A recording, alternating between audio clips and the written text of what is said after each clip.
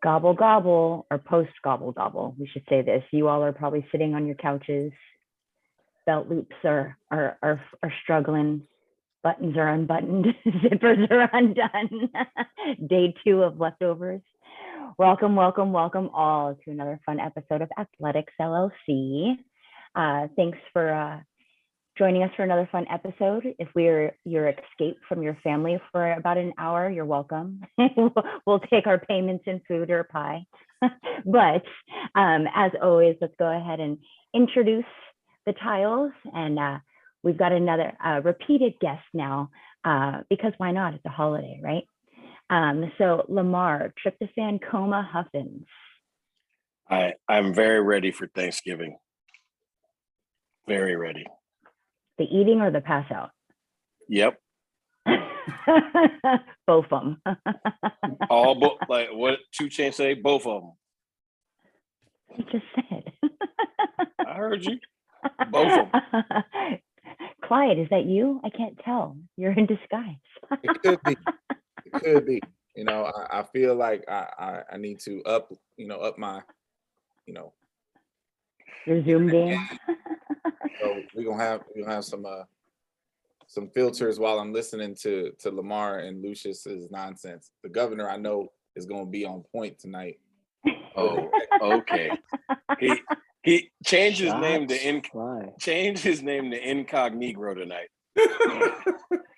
I was waiting how long it was going to come out. I knew it was going to come out. I didn't know when though. Governor, how are you tonight, sir? Doing absolutely fabulous. I think we have a slate. I think we have 2 places we have to stop off for Thanksgiving tomorrow. So I am going to bed early and just getting ready. I got 2 daughters that are ready to go. So I'm ready. I'm ready. Love it. Last but definitely not least, Sir Lucius, how you doing? I'm doing absolutely wonderful. And I'm looking forward to the nonsense that will be spewed by certain folks on these tiles tonight. So I know everyone's in prime form tonight. It's gonna be a good one. Yeah, we'll see. Looking forward to it. You know, I love a challenge. So let's go. I know. Let's go. Yeah, Sir Lucius playing with house money again, guys. So we know how that goes. Yeah. All right, so let's start with an easy one. We'll ease into it, but it'll be a good one, of course. What event or events are you most looking forward to this indoor season as we've wrapped up cross-country season now? Man, I think we should let the governor go first. He is our guest, right? Yes. Well, I being a sprints and jumps guy, I'm extremely excited about what we're about to see in the 60, both sides. The fact that pretty much everybody, Sir Lucius, is Kevo coming back, or is he done? He's done. Okay. So outside of the Kevo, I mean, everybody is back from that top 10. And let me help you. It's A.K. Wu. A.K. Wu. Yeah. Okay. All right. A.K. Wu. Yeah. There you go. I mean, Michael Williams, Kassan James coming back. He's at USC now. I mean, we're going to see some fireworks. You're talking about top 10 under 664. That is pretty solid. Pretty solid. 5, 6 guys under 660.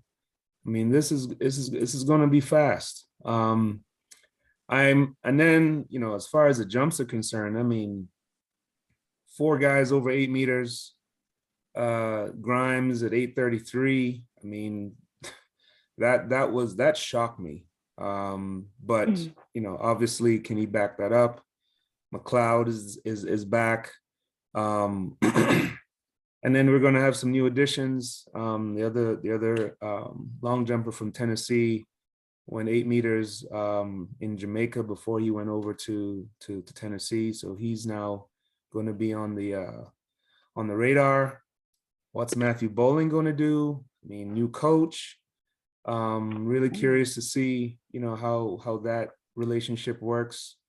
And then on the female side, I'm really curious to see how Abby Steimer comes back.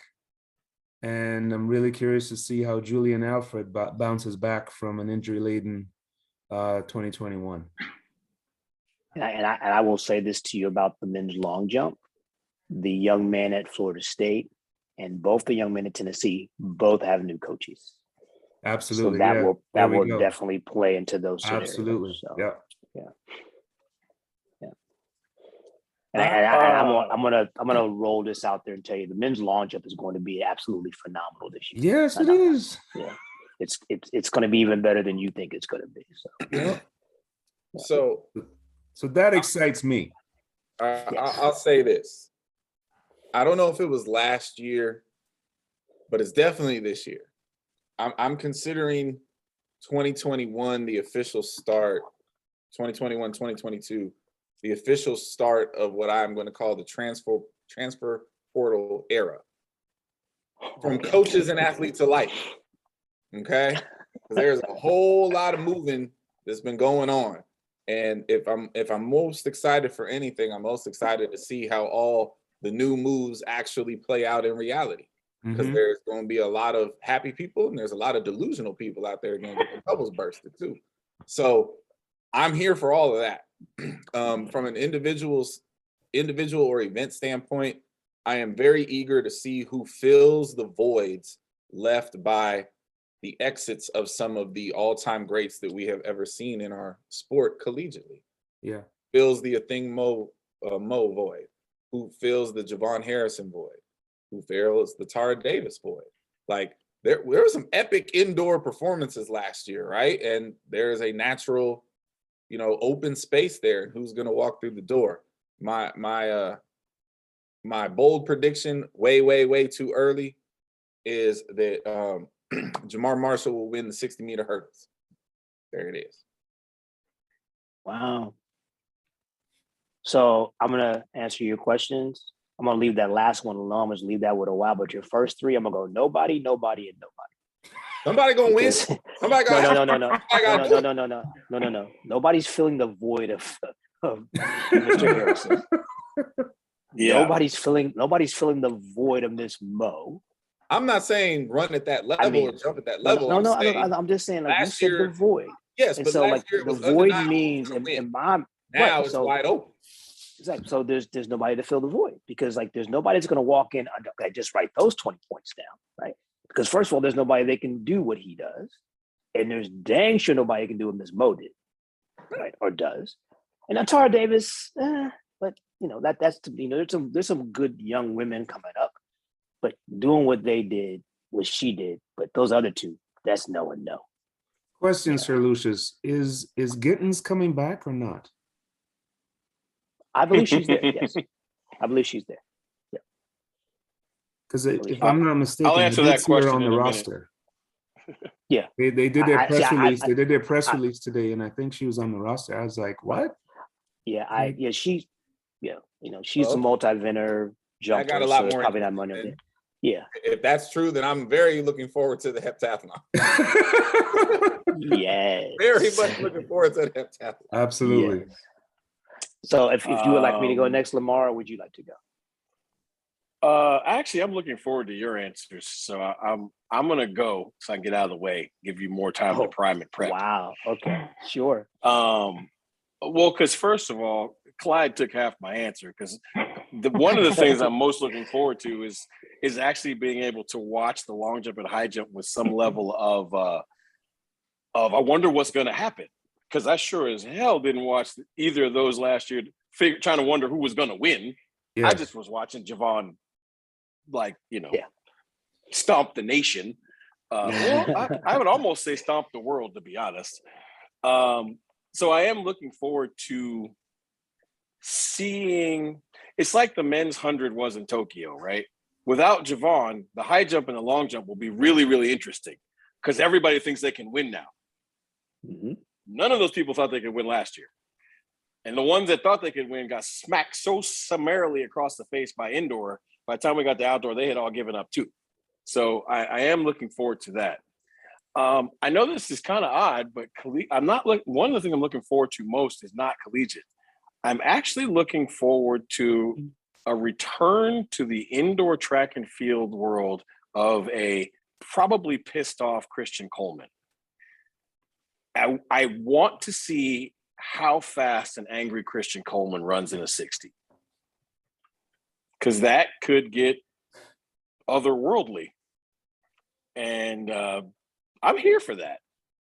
I like that. I like pissed off people. It's fun. I don't know why. I don't know where that comes. I don't know where that comes from. But shut up, Clyde. Behave. And I will say this as far as Miss Gittens, I cannot confirm nor deny. I will just say that there is a chance she will not be competing in the combined events. I'll just leave it at that. Mm-hmm. So clearly he knows something we don't know. But yeah. So talk about a subtle flex, right?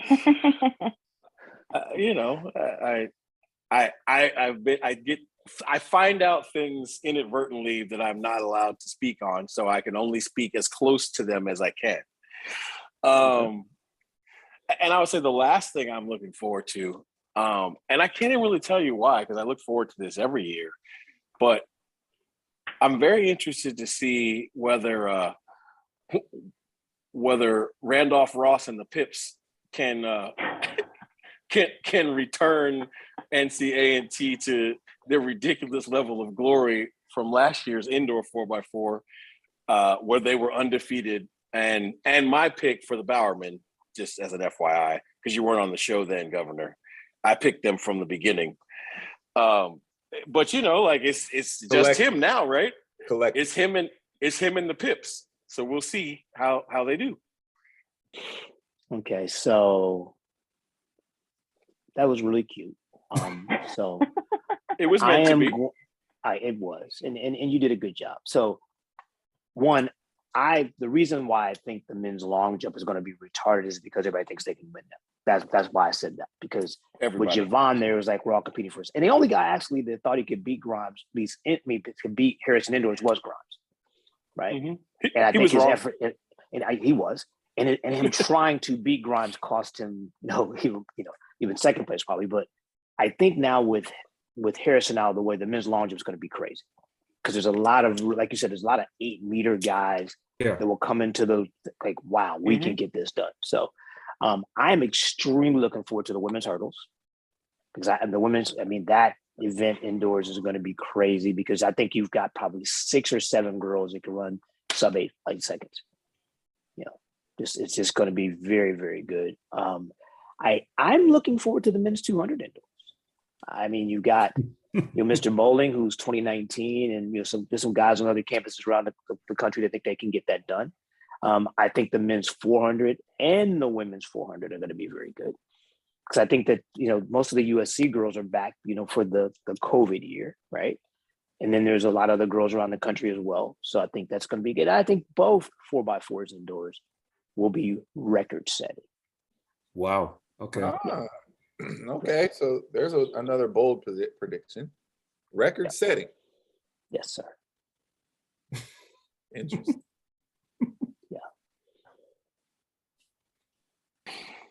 Oh. Yeah, I mean, so I just think that what you're going to see this year is, again, I mean, A&T is not going away. It's kind of like they found their way. They lost Trevor, but I think they got a 45-second JUCO guy in. They got another guy in, so they're going to be good still. There's other teams around the country that are going to be pretty good as well, and so I expect that event to be hot. And on the women's side, I mean, one, you never count on A&M. I don't care who they lost, and then USC's got a bunch of people back, and again, there's some other schools out there that can run as well. So it'll be interesting to see. Some other schools, huh? Mm-hmm. Mm-hmm. Few others. Few other schools. Few other schools. Yeah. The Pips, others. The Pips, That's hilarious. Yeah.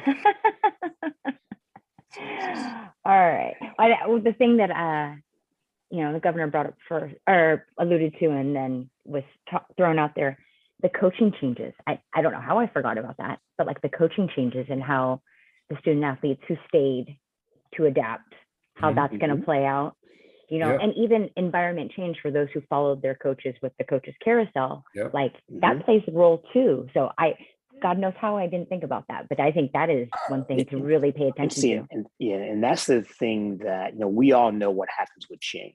And sometimes it takes at least a year for people to figure each other out. Yeah. Right. And so you're talking about some major players out there who have new coaches, who are in new systems. New and so environments. It's either going to be this big explosion or a bit of a fizzle. So yeah, I mean, people think I'm being facetious. I'm not. Like, there are, monumental shift changes, cultural changes within sport. Free agency when it came out, right? The transfer portal isn't new. It's existed for a while, but I think now everybody is starting to be comfortable with it and leaning into it and accepting that it is what it is. And like I said, between the coaching carousel and the transfer portal, like we're here now. The era is here, and so and you have to also factor in the number of COVID fives, I call them, right? The COVID 5 or 6 year people, however you want to hit it, who are either stay at their current institutions, but the number of them who went to other schools, right? And so you can't even keep track at this point.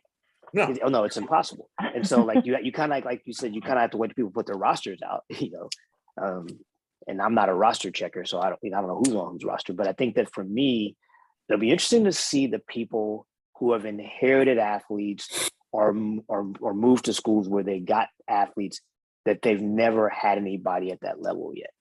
Because now you got an issue of getting the athlete to trust you, and also managing not just their expectations, the expectations of your fan base, and also the pressure you have of having somebody of that. Well, in the case of those kids that have like 1 year left, or 2 outdoors and an indoor or whatever, you don't have very much time to get that kid to assimilate, to adjust, to trust you, to and what is the message, right? Like, just bring what you did. Just bring whatever magic you had. Just bring it here. You're the cherry on top, okay? And there's really not much else that you can do, really, in the space of a year or even 2 years. But Governor, how many elite coaches do you know are going to tell the athlete, you come in here, you keep doing what you've been doing, and we'll deal with it? Zero. Not happening. I mean, that's why I feel like the person that the governor brought up is actually the most interesting story to watch, right? Matthew Bowling doesn't have 1 new coach; he has 2. Right, so he's going to have to learn. You're assuming that Matthew's going to continue to launch it. Sure, I am going to assume that. If he doesn't, that ain't my decision. Assuming, be careful. Be careful. Well, it's not my decision, but I'm just saying, assuming that he has that he has 2 new coaches, that's very, very different, right? And we know that his sprint system is going to be way different than he's ever had. We know that. Yes, right? Absolutely. And again, if we follow the assumption that he's going to be jumping, and we also take that secondary leap that he's going to be coached by the new jumps coach, again, I know that's an assumption. If those 2 things are true, now we got to see if the new sprint system he's in and the new jump system he's in work together. So that whole thing will be incredibly interesting and popcorn popping worthy to watch. Yes, so when you talk about the long jump, like the three best guys out there, Grimes, McLeod, and Bowling, all have new coaches. All have new coaches, right? And I'm officially drunk on how many ifs I just heard. Yeah. Way too many. This is a new NCAA, right? this is what it is now. Yeah. You know, so And you know, Chuck, I mean, Clyde, you made this comment last week about the December meets. There's going to be kids that go to this athletes who go to December meets and don't run well. They'll be in the portal a week later or the next day, right? Because they know if they get in the portal early enough, they can still compete in January. yeah, It's crazy. That's is. so gonna happen. crazy. I mean, I promise you, you give it about another week and watch that thing light up. oh yeah, Watch it light up. Yeah, in baseball, they call it the turkey bomb.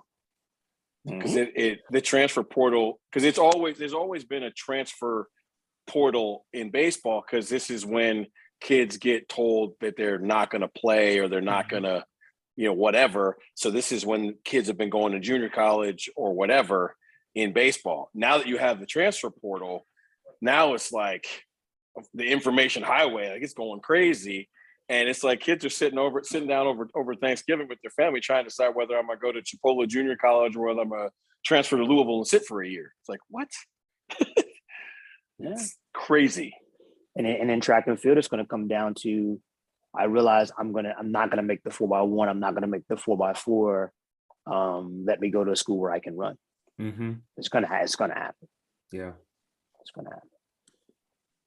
Or as we Wow. saw in the case with a young man this past week, let me go to a school where I can get more exposure, right? yep, Mm-hmm. yep. The one that's going to be interesting to me, because I know this is going to happen in baseball, but it'll be interesting to watch it happen in track, right? Athlete X decides, I'm going to transfer to high profile school B. As he or she is deciding to go there, another higher profile athlete from a different school is deciding the same. Coach, of course, is not going to tell either one of them, well, you know that so-and-so is coming, because he wants them both. And then they both show up thinking that they were going to be the fourth leg on the missing link on this 4x4 or the missing link on this 4x1, and one of them is an alternate. Sound like some first world problem.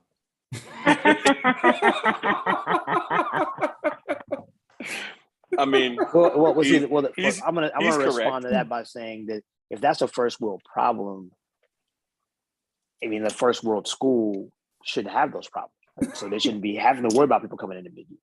So it shouldn't be a first world problem. So shouldn't be, but maybe it is. But maybe a second world problem, not a first world problem. There you go. Oh, He's got there it. you go. There you There go. you go. The stunner shades are on. Yes. I love it. Well, with that said, that is a great segue into the next topic I have. Just to get us even warmer to the riffraff that we'll get into.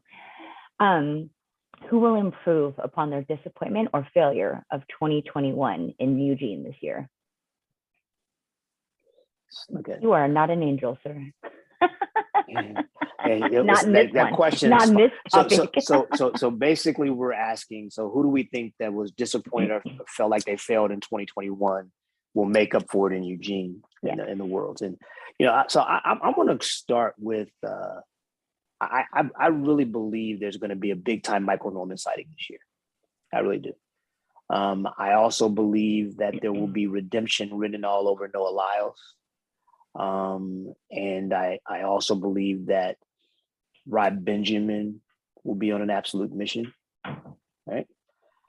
And You just gonna take all the answers? then I'll be done. I mean, you asked me my opinion, so but go ahead. No, continue. No, I'm done. No more I answers. want you to go ahead and give my answer too. So go ahead. No, I'm done. You asked. I can't give my opinion. Yes, sir. Of course you can. But I'm I done. mean, you're the only one on this show that's been knighted. So, Sir Lucius can do whatever he wants to do. Well, I'm done. So you're good. I see. Well, I better jump in here real quick before somebody steals my answer. I am very much looking forward to what one no longer flower-wearing Shamir Little looks like at World Championships. I don't think she has any intention on ever not being on a team and not being on a podium ever again. And I'm looking forward to that. Shamir on U.S. soil is really good. So that I'll take that one. she could run 51.9 and get fourth this year, right? She could. I just don't think it's going to happen. I don't think she's going to settle for that. Because listen, I unfortunately have a tiny bit of experience with fourth place, and there's probably nothing on this planet that galvanizes you more than fourth place. That's fair. Because that's a hurt that nobody can explain. Like I can't. Listen, I'm riding with you all the way on that. You just picked the event that may be the toughest one on the planet right now. Absolutely. I get it. Yeah. There's no question it's the toughest event out there. And I just think, like, I'm interested to see it. And I'm only going to take one more because I don't think anybody else would take this one.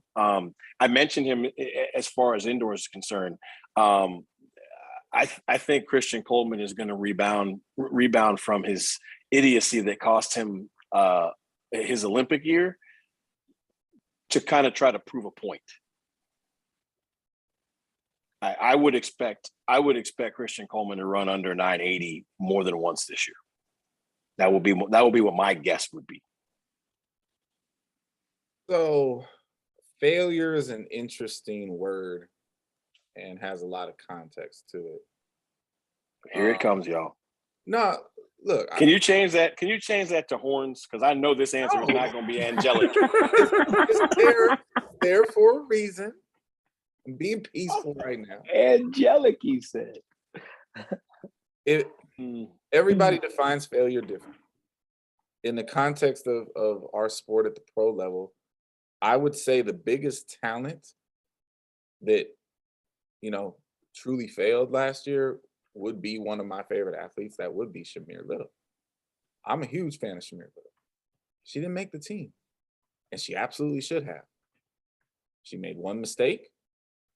She was looking at the angle. You could make a case she was gonna compete for the first place spot in the position she was in when she hit that hurdle. Like, she was coming. She was there. She was ready. So I think she has the biggest quote unquote failure to overcome. I will never say that Rai Benjamin failed last year. I would never say that. But he believes it. And all you need to know is watch his post-race interview, which is the most heartbreaking thing ever. That man broke a world record, destroyed it, and got a silver medal. That is not failure. But he sees it that way, and that's just scary. So I am most definitely looking forward to whatever Rai Benjamin is going to bring to the plate. And in that same exact context, for that exact same reason, no one will sit here and try to tell me that Grant Holloway failed last year. I mean, amen to that. And remember, the question was bounce back from failure or disappointment. Mhm. I get that. I Right. get that. But and so at the same point, right? I'm not going to say that what Grant did was failure. He may or may not feel that way. I don't know him personally well enough to feel like that. But it was definitely disappointment. And the crazy thing about the three examples I'm speaking of is, like, Shamir can do everything she's capable of and still find a way not to medal because the event's just that cold-blooded. Rai Benjamin did something that no one believed we'd ever see and still didn't win. Grant Holloway's playing a game with himself. So Yeah, if he's his version of his best, it's not even a competition, and the world record is destroyed. So I'm looking forward to those three people primarily for redemption, if that's a word that fits. I agree with Lamar. I think Christian Coleman is going to come out, with an attitude, with a point to prove. And I actually don't think his path is as clear as he or others may think. I think his absence gave a lot of people that may not have had it before some confidence, and I think he's going to have a battle on his hands. So he cleared his throat, folks. Watch out. Let me clear my throat. Listening to all of you talk, I mean, every one of you is right, in my opinion. However, I'm going to start with the men's 4x1 There ain't no on redemption. U.S. soil. On U.S. soil in Oregon Stadium. I pray, I just pray that things go, like, in my opinion, Did you submit an application? if the right people. Did you submit an application? That's all I want to know. You talk about lightning in a bottle. I mean, you should definitely submit that application. So I'll start there. You finished 6th in Heat 2 at the Olympic Games. Come on. You get right. That's unfathomable, Get right. first of all. Get the right people to help you get right. Okay? End of story. Okay? Disappointment. How can you say that the little Muhammad is not disappointed? I mean, Good point. Wow. Okay. Like, and what's even more, and when you talk about like poetic, like you talk about lightning striking twice, you're talking Tanja Buford Bailey breaking the world record and finishing 2nd. And to this day, it's still, it's like, it's there. You can't, that you can't escape that, right? And then I'm gonna touch on 2 young men, a certain long jumper, high jumper that is going to be on his home turf. Whew, I can't wait. I can't wait. And then there's a certain Randolph Ross that has all of the ability in the world. We've seen it, okay? And he's on home turf. Like, again, all of these are Americans, and all of these issues, all of these wrongs can be righted within a year. We could get to the end of August and be talking about, you know what? These things needed to happen. I mean, Holloway included, right? Like, these things needed to happen. They needed to go over to Beijing in an empty stadium, okay? And feel what that feels like. And then come on home and just let loose. Because everybody that we've talked about, if they're healthy, I'm telling you, this is going to be the greatest world championships we have ever witnessed. Woo, shit now. I'm telling you. Hold on now. I'm telling you. Hold on now, youngster. I mean, That's table Watch your is potty set- mouth. table is first. set for that. That's my opinion. Micah's watching. The Potty table I is said set. youngster. No, you No, said SHIT. I find it. Micah I can find spell it- too, by the way. Micah can spell. That's hilarious. My bad. So two things. Two things. To the governor. He's right. The table is set for 2022 World Championships to be the best. We already made the case that 2019 was the best. Yeah, yes. So the table is set. I never agreed with that, but Yeah, you lost that argument thoroughly. I definitely didn't because the Okay, only okay, person hold on on a this second. show who Okay. saw the 83 World Championships is Sir Lucius. We had this conversation. I know, but hold on. I won't go down that. But I have to point out. Correct me if I'm wrong, because sometimes my young memory gets a little. Oh, here we go. Here we Governor, go. when you were at the peak of your athletic powers, Yes. what country did you represent? The United States. You did. Yeah. Yeah. That's very Yeah. well done. Okay. So, Not the answer like- he was expecting. I was like, not the example. Not the answer he because thought. I'm like, I'm just trying.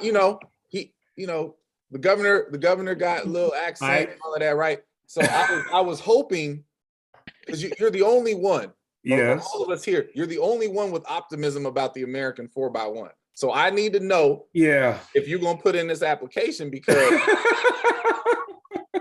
none of us. I mean, and he's not one of the wrong there, Olympic though. staff members. He's Then not nobody wrong. bring that up. So Right. And so, like I say, and I want to come back about this too, because see, you said this very eloquently as only you can. Get the right people Get the to right get people. them right. Yes. So yes. let's see how the process goes before Let's we see talk how it about goes. the 4x1, because wow. So I want to throw a couple other people. First of all, I agree with you. I'm not sure but what happened to Grant needed to happen to Grant, but it happened. And trust me, it's been a good thing. Yes. Right. I mean, a little humble pie never hurt anybody. And right. those of us who know his coach and his camp will find a way to make that a positive. Right. Right. Two more people that I'm gonna make this a challenge. Right. Two people that I'm gonna call them. There was a failure and a disappointment here. Quinera Hayes, Trayvon Brumell. Oof. Okay. Wow. So I'm challenging those two to show up and show us who they really are. Because Brumell and they both belong. Like Hayes made the final, but she's way better than 50, 80, whatever she ran. Right. I mean, way better than that. But we need her to show up and be her on her home soil in the final. And then Brumell needs to show up and be the non-step, because I think the only person out there that can really challenge Coleman early is Brumell. Yeah. If he starts the way he's capable of. But if somebody doesn't challenge him by 50 meters, no. Like, see, again, I firmly believe that they thought they could win last year. But the moment that dude steps on the track and runs 970 something, they're all gonna be like, oh wow. I'm not sure. It's a wrap. But Brumell's progression has been great. I would like to note that I did tell Clyde when he thought Brumell was going to win the gold medal wasn't going to happen. So that I'm not going to throw salt in that one. Let's if we're going there, let's be clear. You only half right. You got that part right, but I definitely said that he was going to run that fast, and you thought I was dead wrong about that too. So no, I disagree. You're wrong again. We'll rewind the tape, but we didn't talk about how fast he was going. We talked about we were making medal predictions. And you predicted, and for the record, this was early on. This was that way too early predictions we made last year when you said he was gonna win, and Lamar laughed at you, and I agree with Lamar. I said he was going to win USA's, and y'all laughed at me. No, see, you're doing what you do better than anybody ever met in my life. You're trying to be right again, and that's fine. I said I was wrong. We all got that wrong. I don't think we ever predicted the USA meet, to my knowledge. So. You know what I love right now? Right now, we are the dysfunctional Thanksgiving table. Oh, yeah. We are literally Absolutely. I love it. We are highly functional. And Clyde's the uncle that's been drinking all day. Has forgot everything that he said, so it's okay. So are we in between first sitting and I was just getting gonna ready say for that. second? Absolutely, yeah. Sitting? We're right before the dessert. The dessert. Okay. Yeah, Got it. Yeah. Got it. Right. Because the dessert's coming. It's coming. Okay. So back to what I was saying. There you go. Quinera Hayes, Trayvon Brumell. Please, Trayvon, show up and let's Clyde be right just one time this year, please. Oh no. Really? Shots fired and landed. All right. Well, here's that ice cream that we're waiting for. Okay. No.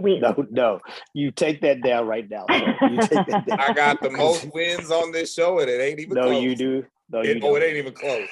No, it's close. Oh Lord. It ain't even close. You got like 2 wins. Lord.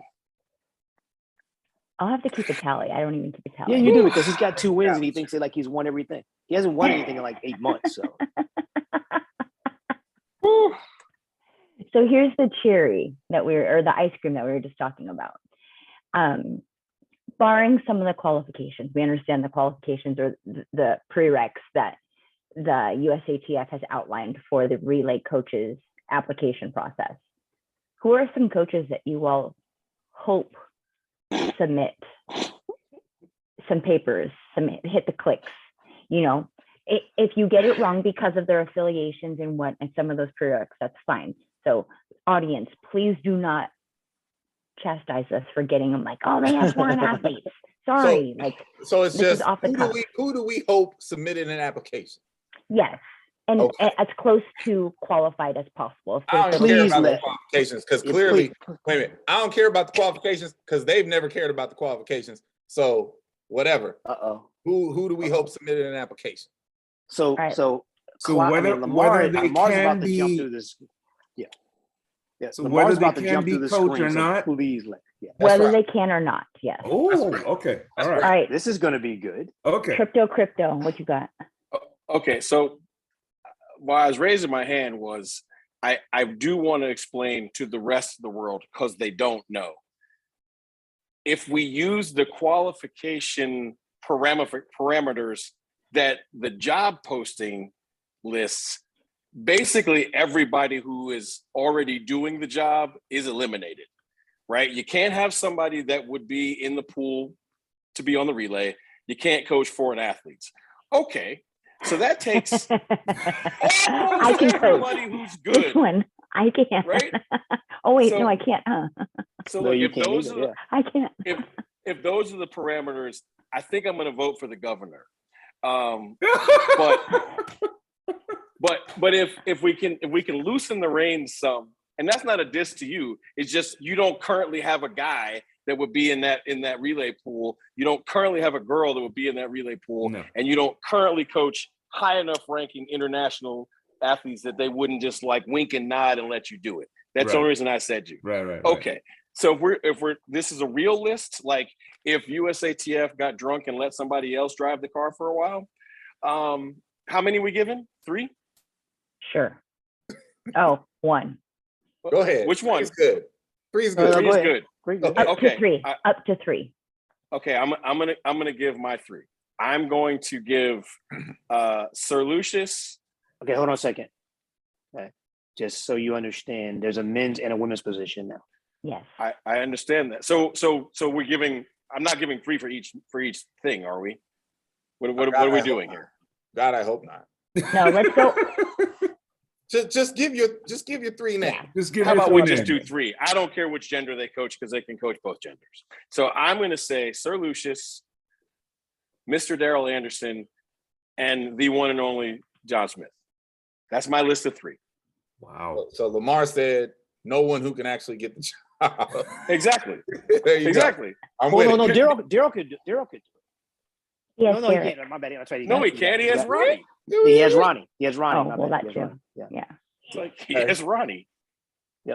Okay. So Governor Clyde, go ahead. Because No, you got it. You already talked. no, I'm done. You're abstaining. You're And abstaining so from this question? I'm just gonna wait till the end of this, and then I'll, as the elder statesman on this panel, I'm gonna You pulling rank ask on. that I go last. Go Yeah, ahead. I like that. I like that. I like that. I like it. Go ahead. So whose turn is it? Oh, go ahead. Yours. sir. You, Mr. Governor. So I'm just gonna throw in 2 names. And I mean, both have had major success already. Question, I mean, so I would go with someone that's already done it. He can't do it now, but I mean, John Drummond, are you kidding me? He's done it before. Okay. We're talking about just, okay. And interestingly enough, he'd qualify right now. He is? He would. He would. Yes. Qualify. Really? Will Okay. he coaching? He doesn't currently coach anybody international. He doesn't currently coach anybody who would be in the relay pool. Well, there you And go. his ban is up soon. Is Very it? soon. So, so there you go. Wow. Okay. And then my other person would be Vince Anderson. Those are my 2. So Amen. in MTV old school style, my 3 answers are Vince Anderson, Vince Anderson. However, however, Love it. Love it. okay. I listen.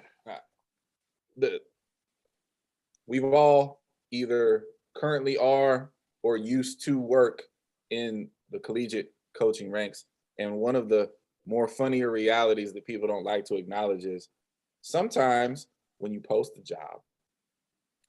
job in a way that allows you to consider the people that you already want. Mm-hmm. And the way this thing is actually written is very interesting. And so I am very much waiting to see the way this process falls out. But yes, my answer is Vince Anderson, Vince Anderson, Vince Anderson. I actually think the John Drummond shout out is actually brilliant. And Yeah, I agree. Could be a hilarious loophole that nobody thought about when they created that. Because I assure you, nobody was thinking about JD. But that is brilliant, and it fits, and I'm here for it. Yeah. Panda. Yes. Oh my gosh. Yes. I am here for the return of the panda. Return of the panda. Tight jeans and all. Tight jeans and all. I'm here for it. Joe Drummond, go get him. Right. Get Joe. Matter of fact, he should apply that way. Joe Drummond. Joe Drummond, fill out your application, brother. Oh, Wow.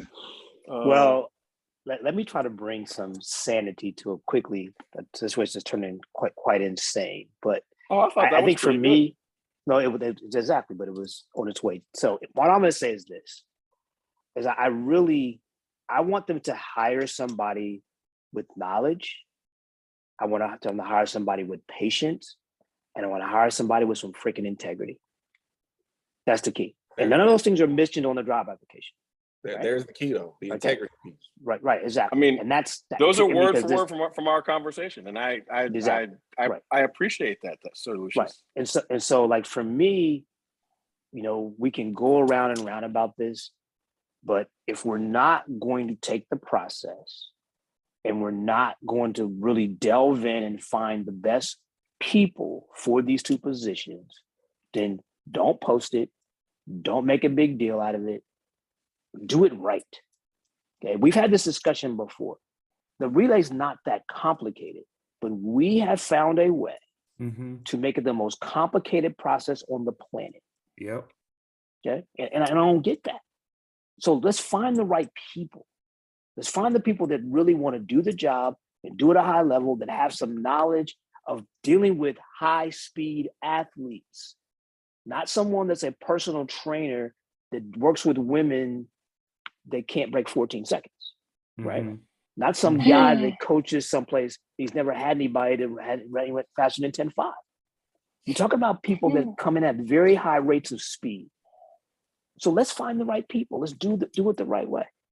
So all that being said, I think they should rip up all these stupid parameters, right? Because first of all, John Drummond was the most successful guy. Let's call it what it is. Yep. So instead of putting out this application, pick up the phone and talk to John and see if you can make it work, right? I would love to see Carl in this position just to see if he can back up all the mouse. Right? Wow. I would love to see shots fired. No shots fired, but I mean, okay, look, let's be realistic here, okay? Carl Lewis will always be regarded as one of the best track and field athletes to ever walk this planet. Yes. Right? But Carl has been very, very critical of this process. Yes. So if you're going to be critical of it, then jump in the middle of the damn fire, but you better get it right, Carl. You better get it right. Okay? Because trust me, it's not, I've been around this mess. It's not nearly as easy as people think it is. I think when you talk about the things we just talked about, Vince Anderson is a knock it out of the park deal. But Vince is not for nonsense, so he's not going to put up with it. I think Vince Anderson coaching the women, oh boy, that's a problem. Look, I'm not going to tell you they're going to break the world record, but boy, let me tell you, we will be consistent. The daggone stick will move through the zone. Yep. So I'm nominating Vince for the women's job and John Drummond for the men's job, and we get it done. How sick would that be? That would be amazing. And you know what? I need to say this because I feel like, again, I hope I'm wrong. I really do. I really, really do. You are. With them segregating the applications and making a distinction between men and women, I really hope that wasn't done just to force a woman to coach the women. It wasn't. Okay, good. Because there are phenomenal female coaches who rightfully should apply for that, but they shouldn't just get it to coach the women because they're women. Right. And I can tell you from talking to people that There's seriously, now this is the talk before all the applications get submitted, that they're looking for 2 people that can do the job and do it right. Good. That's Okay. the deal. So let's see how the process plays itself out. But like, again, in my opinion, for the women anyway, it's a no-brainer for me, Vince Anderson. And we will have no problems. Yep. They better to me- they better bring their notebook. They better bring their notebooks of practice. 'Cause that dude's gonna get it done. This is why I feel like the people in that room should listen to Sir Lucius. If you are a track coach and a world-class athlete's kid comes to your program, they came to your program after a tremendous amount of scrutiny, right, by the world-class father or world-class mother, or both, as to who would I let coach my child, right? Well, in this scenario, Sir Lucius is legitimately that world-class parent, right?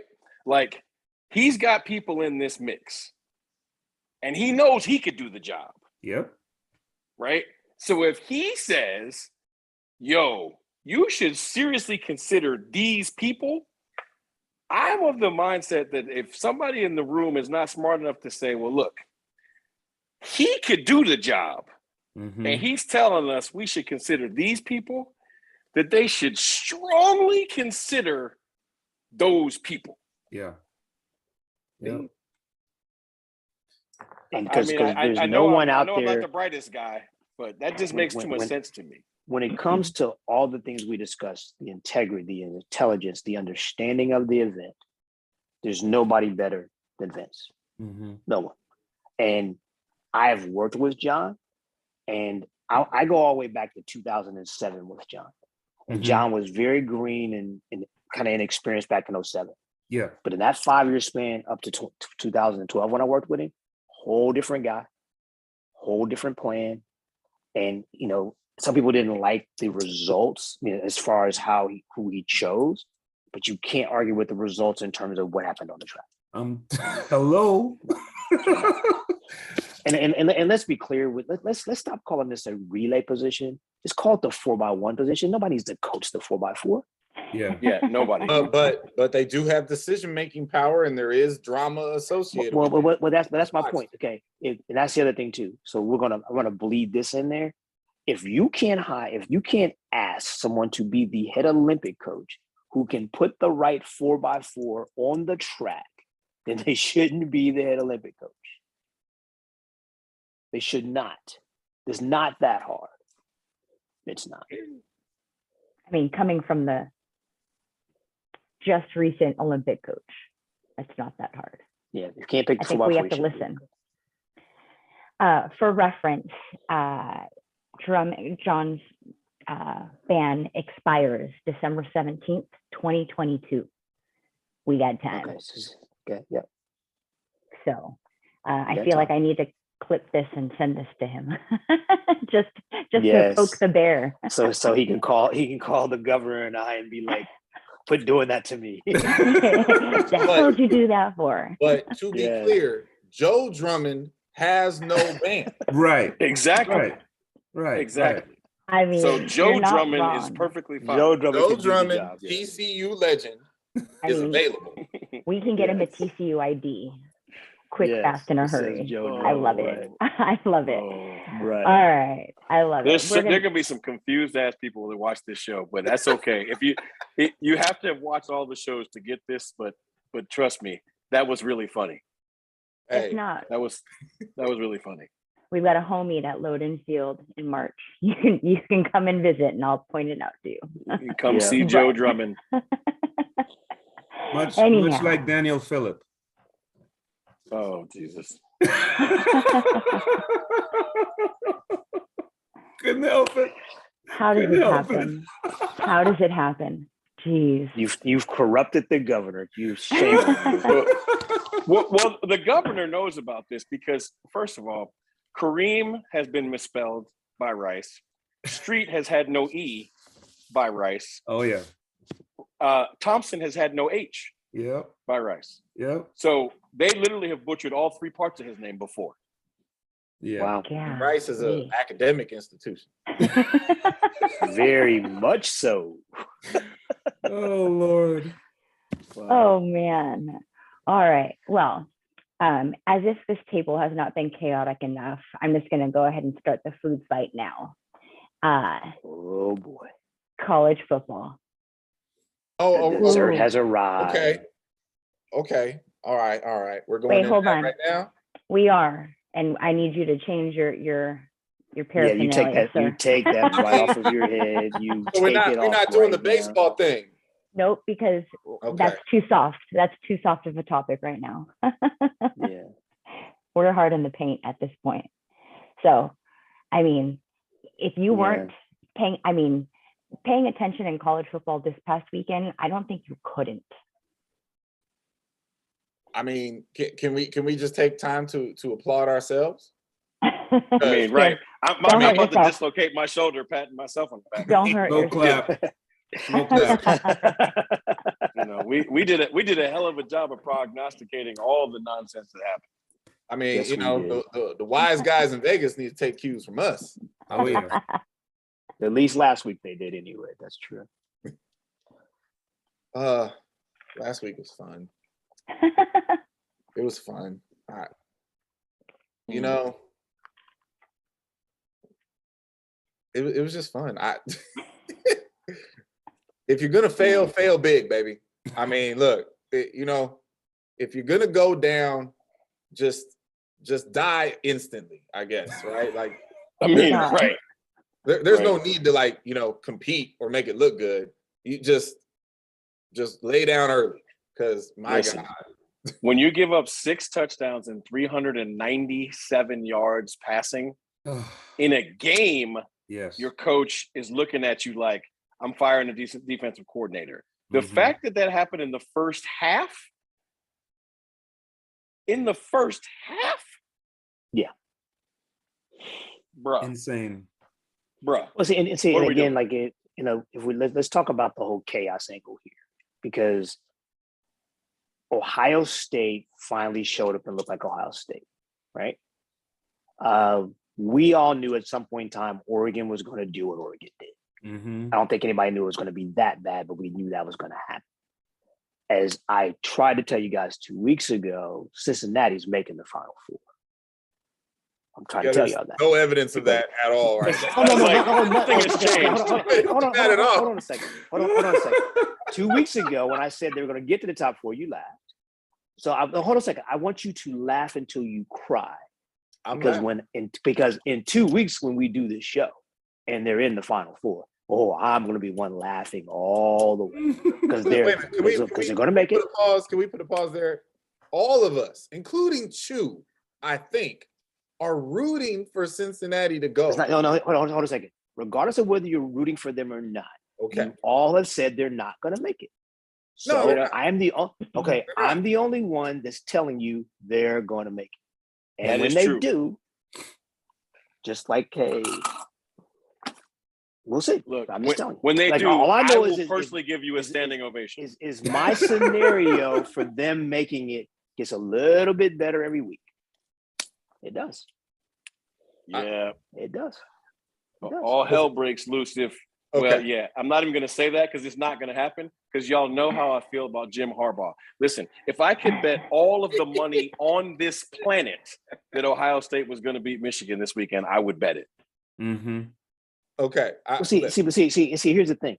If Ohio State loses to Michigan, which is like, I just threw up in my mouth when I said that, but Exactly.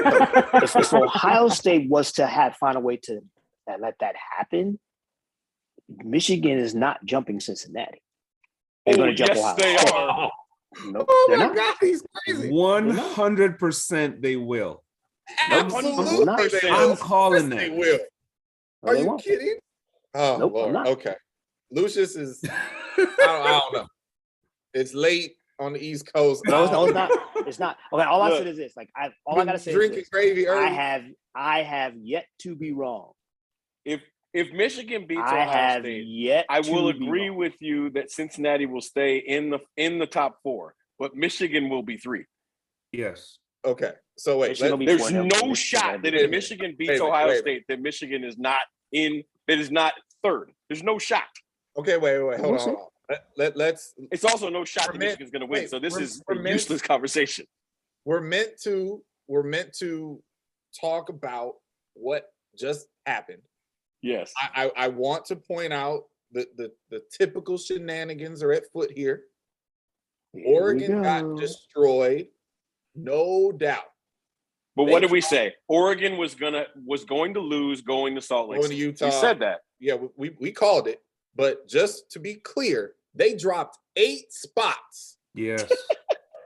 Michigan insane. State got destroyed. They only dropped 5 spots. Okay, so let me educate you, Grasshopper, once again. Okay. I wasn't. Okay, Michigan. Okay, hold on a second. Michigan State got beat by a team that was ranked a little higher than them. Yeah, Oregon got hold on. Yeah. Oregon got curb stomped by a team that was ranked 24th in the country. So of course they dropped 8 spots. Cool. Of course they did. Cool. But no, they should have only dropped 2 or Only 3 West because they're Coast in the teams Pac-12 drop 8 champion. spots. Let's be clear. No, Because- they got beat by the 24th ranked team in the country. Sir, that's cool. 3 times this year, Oregon won a game and got dropped. Okay, And so that happened. okay, hold on a second. We're not discussing the past. We're talking what happened this Talk weekend. about the past. The number 3 ranked team in the past weekend. country, the number 3 ranked team in the country went to and they didn't get dropped in the college football playoff rankings. So stop it. You're talking about the other poll. The stay in the room, sir. Okay, so wait, I'm sorry.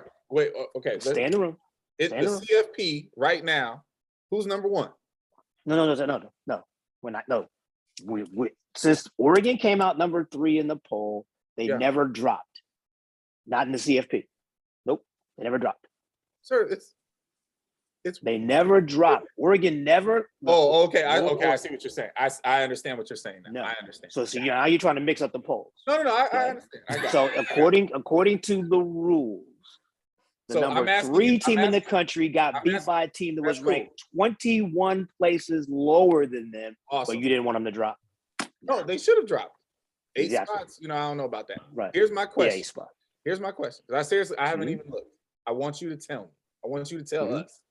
Mhm. Right now, who is the top 6 in the CFP as we sit here right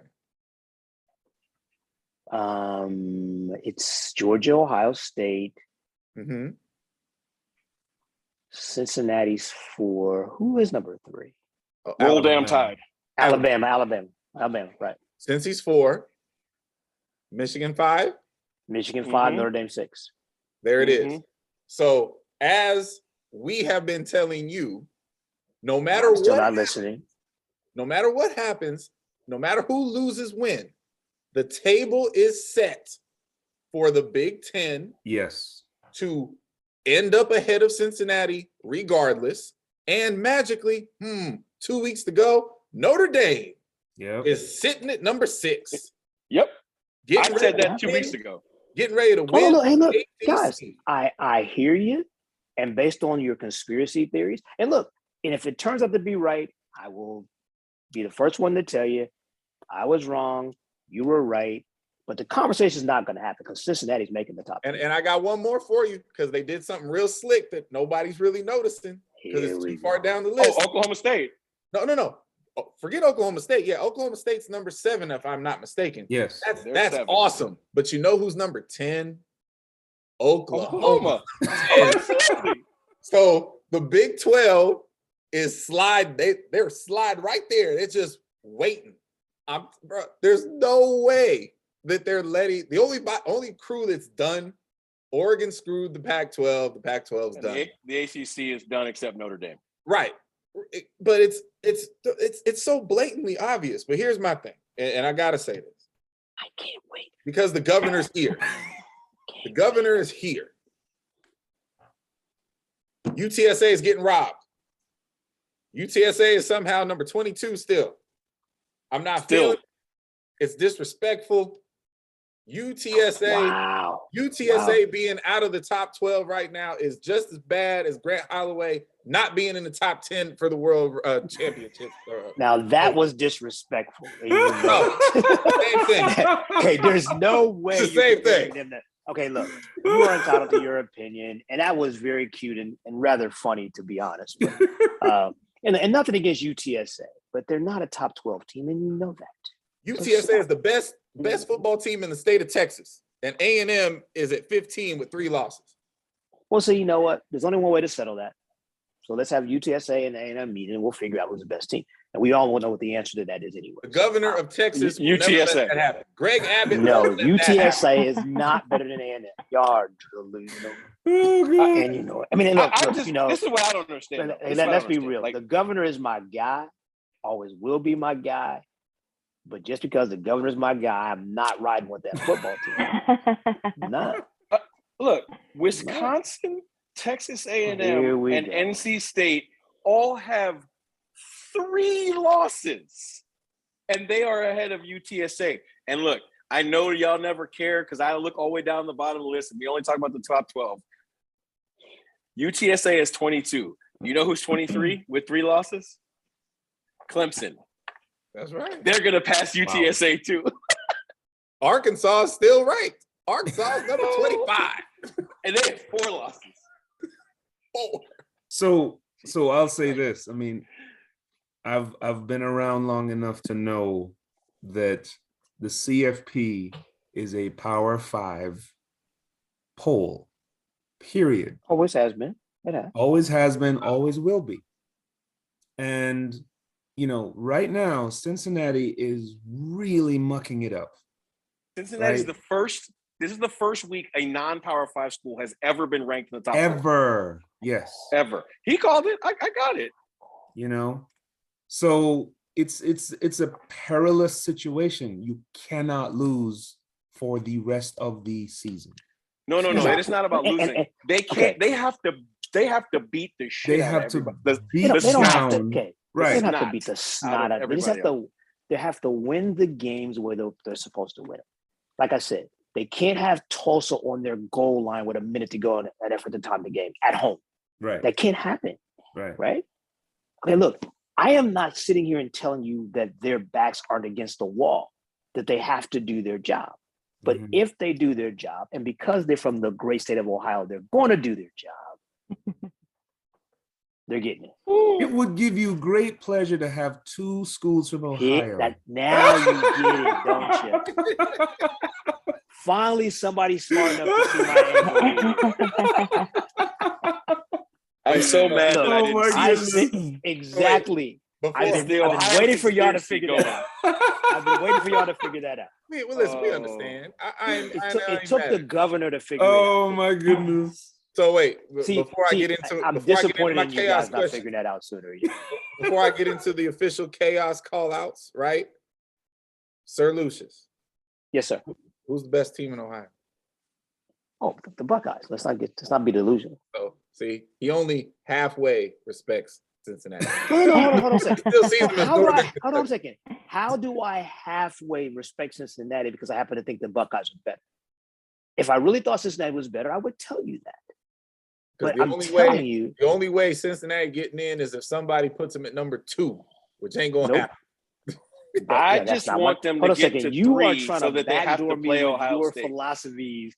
Look, exactly. I want that nothing would make me feel better than a Ohio State Cincinnati matchup in the CFP playoff. We're all I we want all want Cincinnati. that. I want We all Cincinnati want to that. get to 3 so Oh bad. my God. We all want that. All right. Yes. So, Governor, you're in this as well. We got our call out. Okay. So here's my question, right? Yes, sir. So, see, I personally believe Georgia's going to find a way to beat Alabama this year. That's cute. So anyway, Okay. So yet again, okay, I can't wait. Oh, I can't. Listen, they should.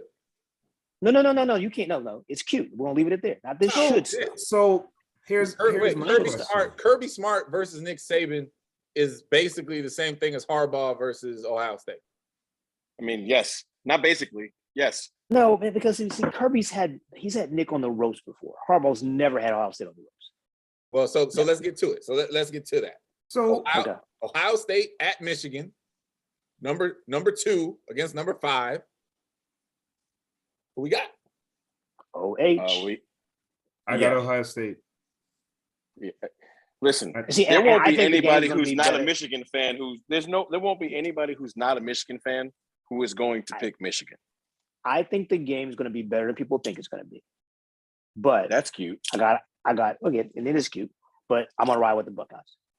Okay, so I think on this panel, I have been accused of being the Harbaugh defender at some point. Yes, you have. Okay, so because that role was thrust upon me, I'm gonna sit here and say, yes, y'all put that on me. It's not exactly what I was doing, but I'm gonna say, if not now, when? And I'm gonna roll with Michigan. Wow. And there's If not so now, when? and you wonder why we call you Wow. the Harbaugh defender. And there you have it. Because Okay. again, remember who I am and where I am with all of this. What do I root for at all costs? Oh, he wants the Wow. chaos. I get it. If not now, when? Let's go Michigan. All right. So my next call out. I gotta write this down. Okay. No, you're gonna remember wait. this. You don't have to write it down. Oh, yeah, You're yeah, gonna right. remember So- that. That's easy. So wait, hold on. I want really quick. Stop right there. Yes, sir. I want to say this caveat. Uh-oh. If Michigan beats Ohio State, Nope. that will lock Cincinnati in. Yes. I root Yes. for- Yeah. Because if Michigan beats Ohio State, that will lock Cincinnati into the 3 spot. They won't be in the spot where they can be jumped. Yeah. Hold on a second now. Now see, not 5 minutes ago, and I want you to rewind the tape. It was clearly said by all of you that if Michigan beats Ohio State, Michigan will be 3 and Cincinnati will be 4. I said that and I stick to it. Lamar just backtracked on that point. You are correct. What I'm saying is, you're right. You gotta make And- up and your look, mind here. Here's what I'm going to say. If Michigan wins, I don't think that Cincinnati will get jumped. I think they will be 4. I do want to go back to my original. I do think Michigan's going to jump them, but I don't think they will get jumped. So But I think if Ohio State wins, if we go to chalk, I think then they're set up to be passed by another conference. Yeah. So Sir Lucius, so I'm clear with you. What I'm saying is this: if Michigan pulls off the chaos this weekend, I'm not saying that they'll jump them right now, but if they're the Big Ten champs, they will absolutely jump them. Yeah. We'll see. Absolutely. Hey, look, here's the thing. Michigan can be number 3. As long as Cincinnati's 4, I don't care. Because I I keep hear you. telling y'all to get me. I hear you. Y'all root for that. Okay, So so I don't care. Anywhere from 1 to 4 with the, Or- with the dirty so, natty, I'm riding with them. Ohio, I'm sorry. Oklahoma, number 10, versus in Stillwater, Oklahoma State. They're not Yep. beating Oklahoma State at home. Oklahoma for the win on that one. I say Oklahoma State. Having been a part of that rivalry, I also am going to say that Oklahoma is going to win that game because they shouldn't, but they will. It's just like the Cal Stanford game. Like Cal had no business beating Stanford, and they beat the brakes off them. Beat the brakes off. Listen, the most chaotic thing that could happen, Oklahoma. Let's go. Yeah. Sooner. Let's go. All right. Yep. And then of course, it doesn't matter what the rankings are, right? The Iron Bowl is this weekend. Whew. Alabama at Auburn. Or we all just roll Saban. tide. Bo Nix Tide. is out, right? Is he? Yes. Doesn't matter. Yeah, it does. I mean, it matters that how they'll get beat worse now, but yeah. Yeah. No, I think we all have Alabama in this one. Yeah. Who's Notre Dame play this week? That's what I'm looking for. Oh, Notre Dame, actually. They So play USC. no, fresh off of their curb stomping, They play Notre Dame Stanford. is going to Stanford.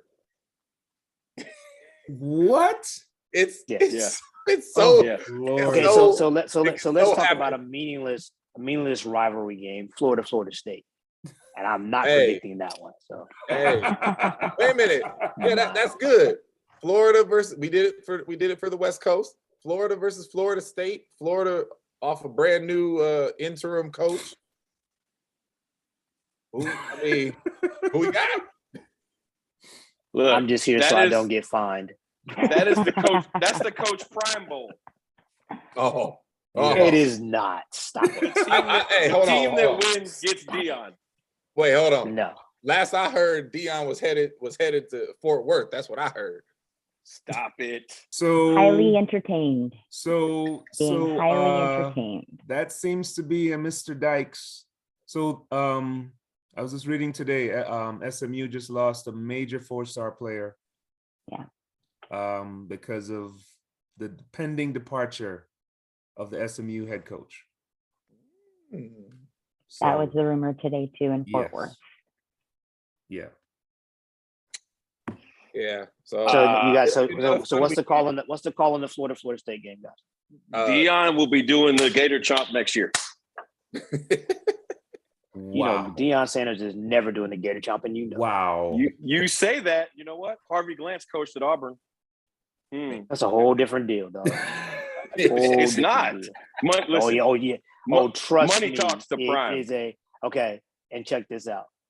And the Gator boosters aren't giving that money to a former Florida State player. No. So you let that ride. You would know brother. that better So than anyway, me, so I'm gonna shut yes, I'm gonna I shut would. Trust me. I'm Are you guys gonna predict the game or not? I'm gonna root for the Who's gonna win Gators this weekend. Yeah. Let's get this to a bowl game, please.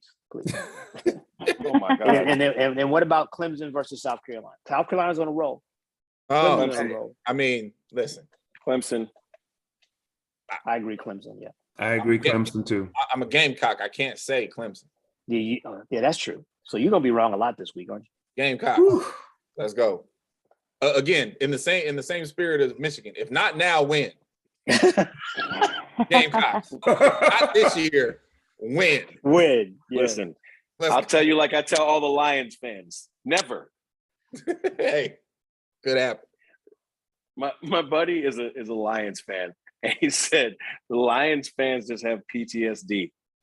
So wait, so speaking of the Lions too, are we meant to diverge off into NFL shenanigans? Yes, sir. I got one more question. Penn State and Michigan State. Who cares? Ooh, that's I mean, now, that couldn't be. Yeah, that becomes a kind of the who cares bowl. But those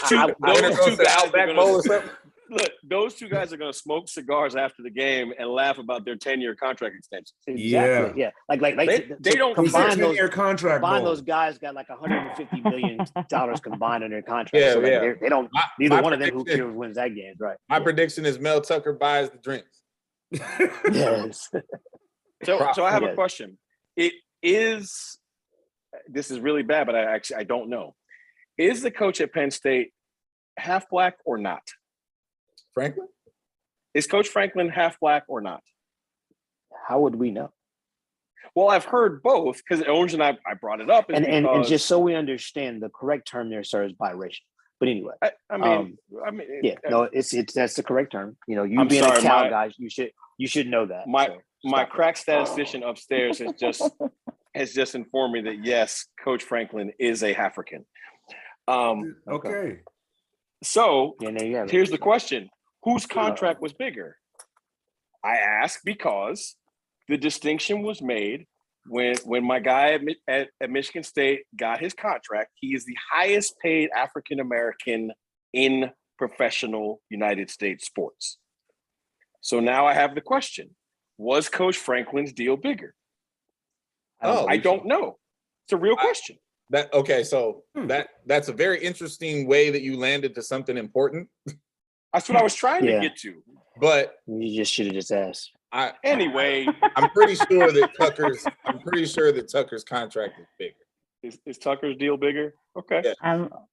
So it would actually be controversial if it wasn't, because then somebody is being real disrespectful. Right. That's why I asked. So Mel Tucker's is 9.5. And then, get off my screen.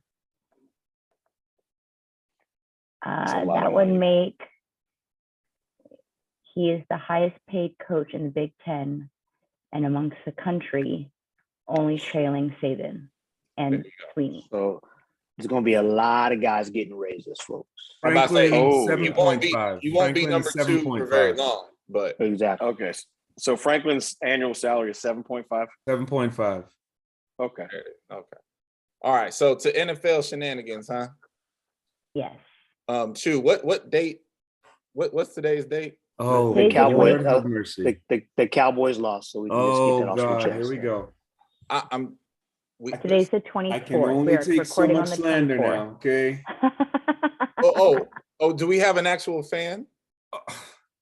Understand, okay? Island Boy shows up in Houston, Texas in 1991.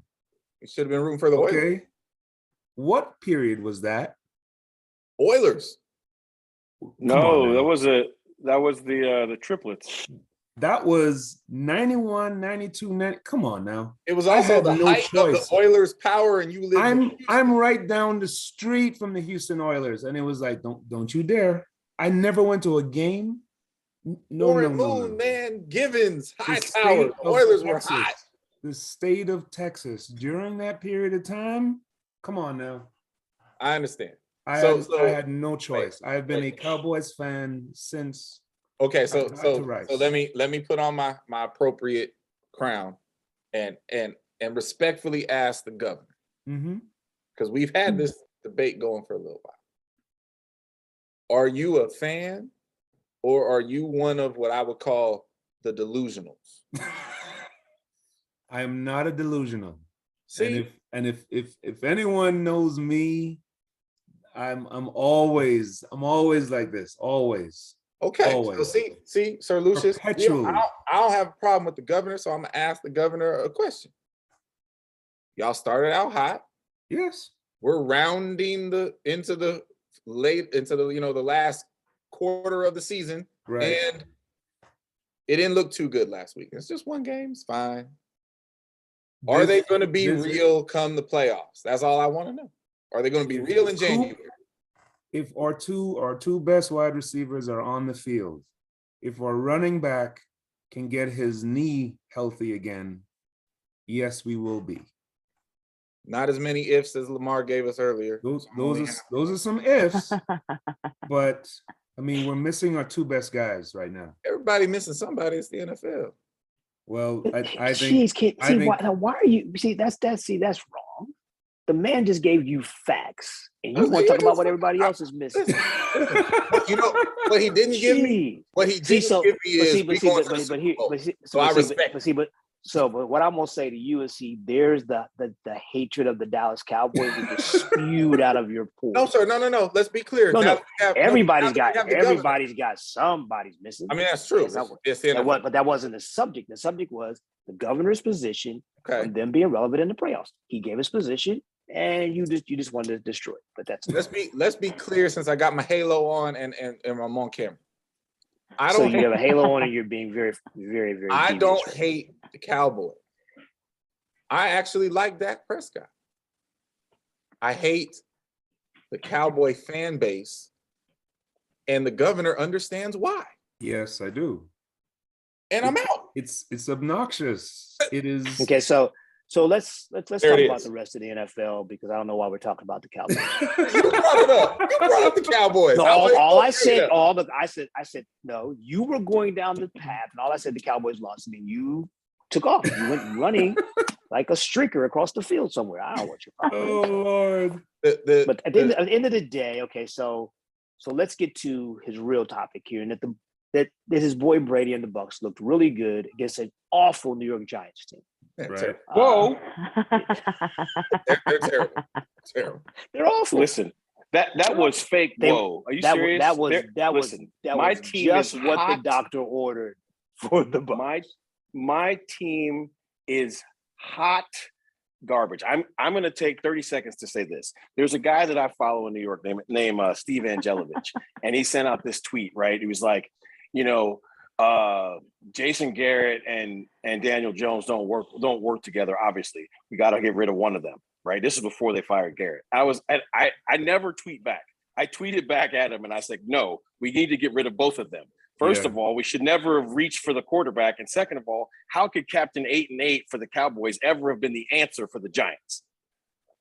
Okay, so can we talk about that? Here. No, we can continue. I just want to say, we are hot garbage. We don't need to discuss the dumpster fire that is in New York. We do not. So you're calling us a dumpster fire. But let's talk about the fact that as Lamar and I stated a month ago, the Kansas City Chiefs are trending. Yes. I'm just saying. Absolutely. They Absolutely. got I'm just Hilaire. saying. They got Yeah. Hilaire back. Massive piece. Okay, so And are the Chiefs the best team in the NFL? They're definitely the best team in the AFC. they're the best team in the AFC. Yes. And I said Yes, that they are. 5 weeks ago. Yes, he did. Okay. All right. So if we're talking what Chris Jones did by himself against the Cowboys, who have a very good O-line, Chris Jones literally tore them apart by himself. It was If the Chiefs start playing defense and they're Yeah, it's figuring it out over. on offense again, they're a Yes. problem. their problem. all that's fair. The shocking things for me this weekend, but it's the NFL, right? Like literally any Right. given Sunday. So Tennessee, Tannehill went Tannehill and embarrassed themselves and somehow lost to Houston. The security blanket is gone. The gig is up. I hear you, but Tennessee's a good team. Like you ain't gonna throw 4 picks every week, right? No. And then the Bills, The Yeah, Bills, what was that's the that? one that shocked me. The Bills, my God. What was that? So here's the thing. If we want to talk about the AFC and we want to give credit, rightfully so, to the Chiefs for getting themselves together and trending up, I'm with that. Who else in the AFC is trending up that everybody's not paying The attention? Chargers. Oh, the No. The Patriots. The Patriots. Patriots. The The Patriots, for Patriots. sure. So all I'm saying is do not let Okay, so Bill Belichick get into the playoffs. The Patriots giving up, what, But see, 3 points in the last 8 quarters. And that's the thing. See, the thing, I got to go back and take a good look at who they've been playing. But, the problem with the Patriots is Belichick's always a problem. Because if he's got time to scheme from the defensive side, you got issues. The problem the Patriots are going to have once they get in the playoffs is, do they have enough playmakers to overcome the rookie Can they quarterback? keep scoring? But the rookie Exactly. is playing, but the rookie is doing a brilliant job. Yeah, until we get managing- to he's the managing the game. playoffs. Yeah, That boy is And the play- completing and like we all know 70% playoff- of his passes and not turning the playoffs ball. football is a whole different ball. Yes. Hey, You can only And, throw and, the and ball. look, don't get me wrong. I am not telling you that they're not going to be a problem, because I'm a Belichick fan, always have been. Because you have to remember, he was once the coach of the Cleveland Browns. So yeah. that's right. That's But right. my thing is, you I'm can a only Belichick throw fan. the ball. Go You into can the only Ravens. throw the ball into space Right. for so long. You can Mhm. only just dink and dunk for so long. I mean, Yeah. At some point, you got to have someone that breaks. This over They the top. need some playmakers to win playoff games. Yes. Yeah. That's just, we'll see. But But you are right. They are trending, look, and so are the Chargers. The Chargers are playing well. and let me, because we all know the GOAT is the GOAT and my favorite player. So I'm not comparing the humans or the players, but this current Patriots team looks a hell of a lot like the original Brady Super Bowl. They run the ball, they play great defense, and the quarterback's a rookie. Mhm. I'm just saying, I agree with you. The only issue is this, and I said this 5 weeks ago, and I'm going to keep saying it. Patrick Mahomes and the Chiefs on offense are playing a different game than everybody else. Yes. Yeah. at their best, If suck right now. look, they are a better version and a reincarnation of the Peyton Manning Colts. Mhm. They only have to stop giving up more than 30 points. Right. Because if they give up 30 or less, they're going to win the game. But sir, the last 4 weeks they haven't scored over 25. I don't think. They don't scored 19. That's definitely not right. Have they won 4 of those games?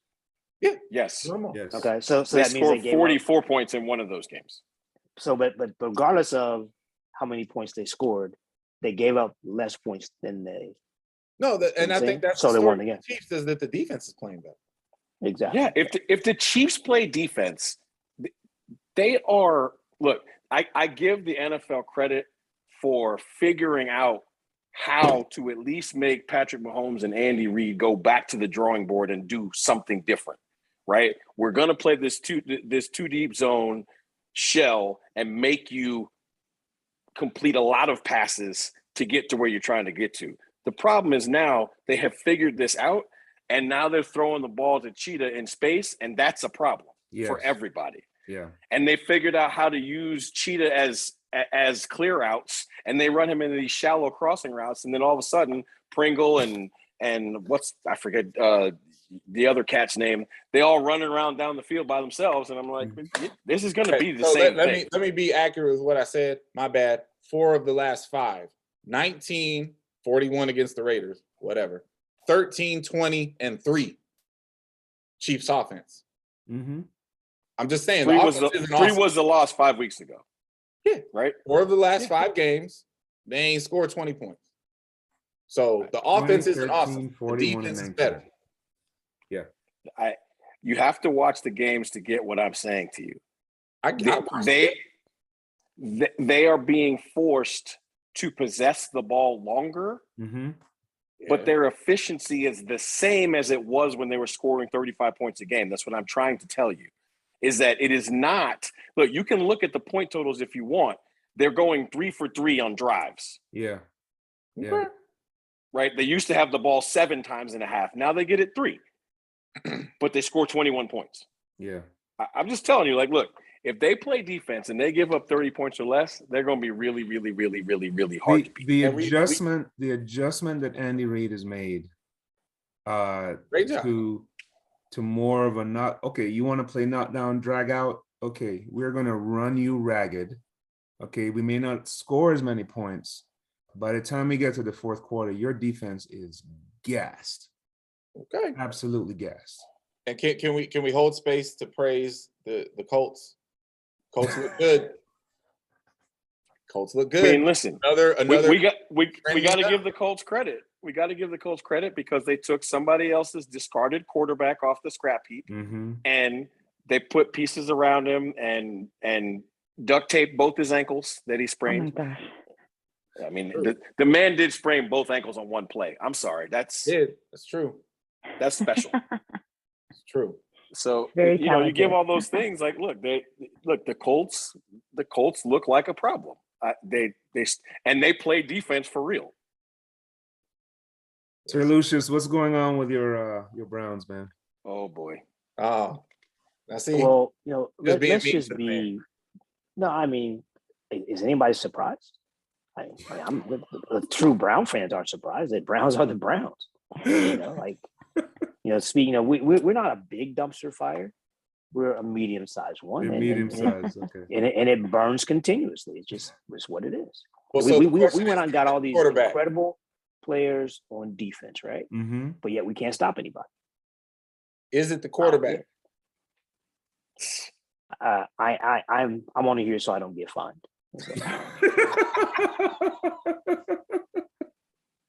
Oh my God. So earlier, Clyde, you were saying, if not now, when? Okay, so I don't know if y'all have forecasted or looked to tomorrow. The first game of the day is unwatchable. It's the Bears and the Lions, right? Hey, the Lions always play good on Thanksgiving. And the Lions are at home, right? So if they can't win tomorrow, when are they going to win a football game? Bro, the Lions play great on Thanksgiving. That is an annual trend. You know it's true. Listen, I got to root for Justin Fields on that one. Justin Fields ain't even playing. Dalton's starting. Yeah, he is. Dalton is starting. Justin Fields. Justin's not playing. Then I'm not even watching. So Justin Fields will find his way. If Justin's not playing, I'm not watching. Look. Lions win. Nagy gets fired before Saturday night. Okay. Speaking of that, I got to tell you now. This is how bad fandom has become. So my buddy is a huge Bears fan, right? This is how bad the fire Matt Nagy thing has gotten, right?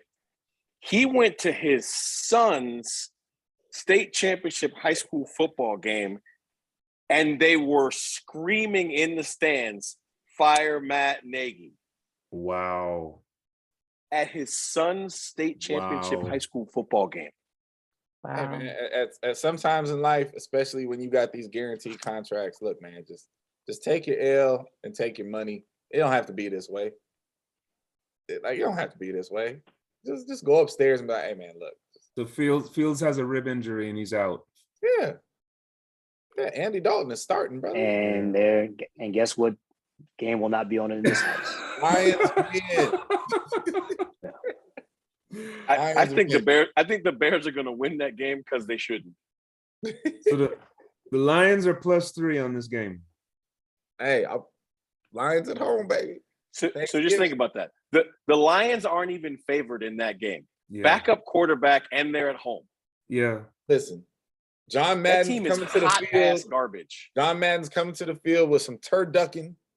Oh my The God. Lions are gonna win because it's Thanksgiving. Hey, Chew, who's on the hot seat tonight? This is getting out of control. This is out of control. Shout out to Gabe Oh. Sanders and Ronnie Ruff, actual Lions fans. It's weird, but go Lions. I know, right? Oh, Oh yeah, my that is God. weird. I know a couple real live Lions fans too, and I just look. They're like my friends who are Browns fans. Like, I applaud them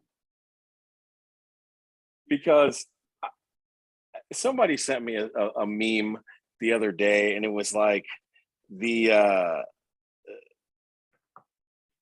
was like nobody's ever seen the Michigan Wolverines beat Ohio State in HD or something like that. That's how long it's happened. And it was Oh my God. another one of the. It was the same kind of meme about the Lions winning. It's like, look, if you're a Lions fan or a Browns fan, like, listen, at some point in time, they just need to give y'all medals for incredible fandom. Because there's no bandwagon. Like, y'all are all in your personal station wagons. Like, there's no bandwagon. Nobody's riding with you. Oh my gosh. Stop. Put that boy Okay. in his chair. Put the boy Find in me his a chair. Browns fan that's not from Ohio. I'll wait. Put that boy Hot in seat. his chair. I know. Hot seat. Okay. So with that being said, someone's going to respond to that challenge anyways. That's fine. Governor, you are now up for hot seat. Oh boy, here we go. For yes, rapid fire in line as promised. You will come in hot, appropriately hot. I promise. What traditional Thanksgiving food do you look forward to most? Yams. What about the least? Green bean casserole. What? Oh my goodness. Anyways, that's my If favorite. the wrong person's making it, it's terrible. That's very Amen, true. my brother. Not That's doing very it. true. All right. If you could, what other event group would you coach? Hurdles. I coached the 5K. Hurdles for sure. I like it. M&Ms, peanuts or nah? Peanuts. Got it. When you were competing, were you a silent killer or could everyone hear you coming? Oh my Silent God. killer. Silent. last round. Love Look it. out. Look out. Are you a wallet or a money clip guy? Neither. Oh, dang. I just hate stuff in my pocket. Hate it. Hate it. Do you use the thing on the back of your phone? No. He Nothing don't at carry all. cash. He all electronic transaction. I cannot. I hate those things. I mean, if I have it, I like literally have like my ID in my back pocket. That's it. But I'm not. I don't like anything. I don't know. Never have. All So right. now you know, when you see the governor, just put something in his pocket. That's his Yeah. kryptonite. Yeah. Right. Okay. Do you untie your shoes before you take them off? No. I had a feeling that was the answer.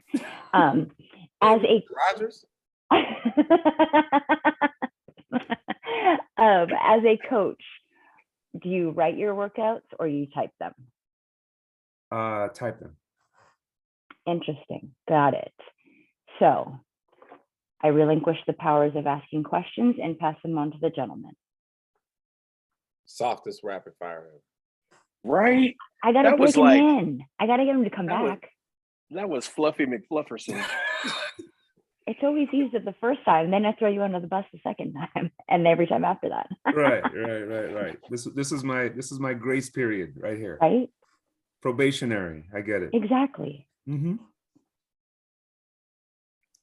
Oh my I'm going God. last. Wow. I will make it simple. Who was your favorite athlete to compete against? Don't say me. Wow. Ivan Pedroso.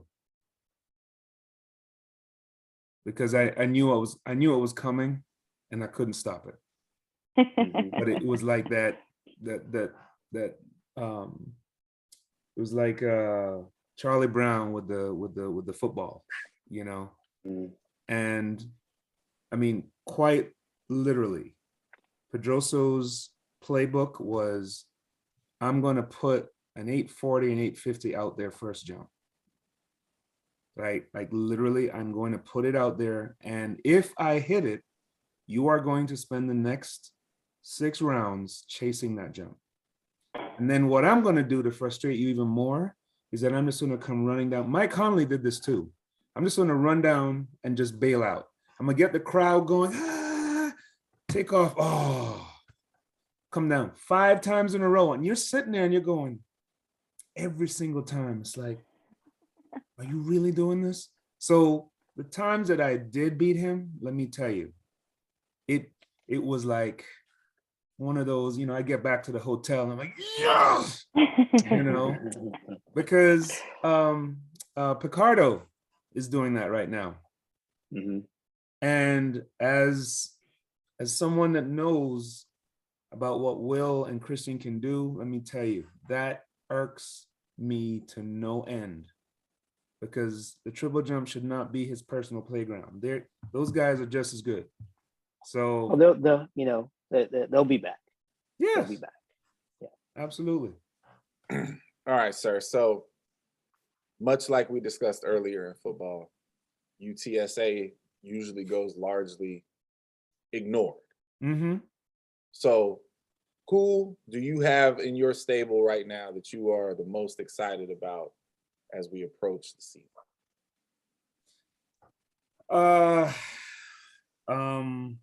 That's messed up, man. He making pick amongst his children. That's just I'm foul. trying to get a as child a only shout out. as only Clyde can do. I'm right? trying to get a child a shout out. I'm trying to put a kid on the radar.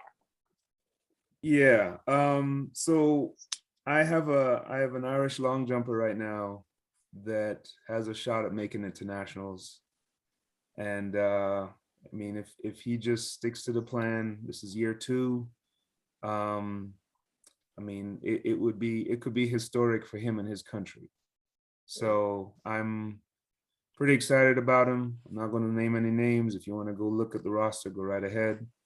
But he is someone, and I mean, you just love it when you have an athlete that has soaked up everything, and wants to see video, texts you at all times of night. Hey, what about this? Or what about this? That's, you don't get that very often, especially at the level that I'm at, and he improved last year, and this fall, everything I instructed him to do, he did, and it's now paying dividends. So, and being it's a long jump, it's even more gratifying for me. Very cool. Last but not Well, I least. will. I'll segue from the long jump to. I think I probably have wanted to ask you this question for like 20 years. Oh wow! You were clearly capable of either of these things, but if you could choose to be either the world record holder in the 100 or the world record holder in the long jump, but you'd suck at the other one, Mm-hmm. which one would you have chosen? So I'm going to answer that question, and I'm going to tell you what happened in 1997. Okay. So I made the switch to Coach Paff. So in the fall, the first conversation I had with Coach Path was, hey, I don't want to sprint. I'm here to get faster, and I need your help and expertise to increase my long jump. I'd already gone 863 in the long jump. I just want to get better. That fall I spent with the likes of Bruni, Oba, Donovan, Powell. I mean, it was insane, right? So I'm training day in, day out with these guys. And it was like feast or famine. It was either you got your butt whooped or you showed up and showed out. So imagine my surprise when the first race I ran in 1997, I ran 10:05. And I'm going, what is this? What is happening? And then that proceeded. Next thing you know, I'm in the 100 at Prefontaine, and I win the 100 at Pre, and I'm going, all right, something crazy is happening here, and I'm not making sense of this. Now, the whole time, long jump is just god awful. Cannot hit the board. So much speed down the runway, can't time it up. Everything is off. I get to USA Championships. I run 9.96 in the first round. I'm looking at Dan like, hold up. Like, what are we doing here? Right? Ended up fouling out at USA's. Stopped jumping that year. Sprinted the rest of the year. Averaged 10:09 for the entire year. Ranked number 9 in the world. And I got to the end of that year and I'm like, damn, no, I don't, this is not what I want, you know? And there's actually an article where it talks about me being the most reluctant sprinter ever in the history of sprinting. But to answer your question, you give me the word, you talk about an obsession, you talk about an event that, I mean, I studied inside and out, studied the greats, you know, from Bob Beamon all the way through to be in that period of time with two of the greatest jumpers ever. And I mean, no, there is no question to me that breaking the world record in the long jump was my goal. I mean, and that was my obsession. So, I mean, even a decade later, I remember asking Dan, like, what could I have done, you know, in the 100? And he's like, you could have run 9.8. He's like, you had the ability to do it, you know. But the other thing too, running the 100 back in those days was 10 times different from running the 100 in these days. I cannot fathom the buddy and, you know, pats on the back and high fives, and that did not exist in my era. It was blood. It didn't exist in guts. any event in our It era. was kill or be killed. It was walk into the room, you know, you're in the cafeteria in Zurich, and you look over and you see your arch enemy and the hair stands up on the back of your neck, and you're like, oh, here we go. Week after week after week after week. I mean, that's the part that, you know, I wish the athletes of this era could experience, because I think it would take things to another level. You know, I mean, the fist fights, the the fisticuffs, good Lord, you know, the mind games, you know. Yeah, I wanted no part of that, you know, and you know, you got to be wired for that. You know, rooming with Dennis Mitchell, come on now. You know what that was? Come on, dude. Leave my guy alone. He's a little you know, that's a little bit, right? One of the biggest embarrassments I ever had. I mean, it was, and I remember we're getting on the bus, and we were told as we got on, you know, figure out who you're rooming with. And I'm like, hey, Dennis, it's gonna be me and you, right? And he's looking at me like, hey, no, not happening. Everybody's looking at me like, dude, you don't know who this guy is? No, you're not rooming with Dennis Mitchell. That's not happening. But no, so no, it definitely long jump all the way. All the way.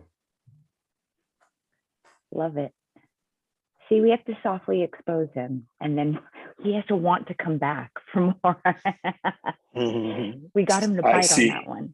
You was still soft on him too. I don't give a damn what you're talking about. Hey, we're 2 years in. I've put you guys through the ringer, good, bad, and ugly. So, all right, we'll segue at this point into the heartbeat props, giving shout outs to those who can hear them and accept them and receive them with joy. So I'm cutting in line. I'm going first.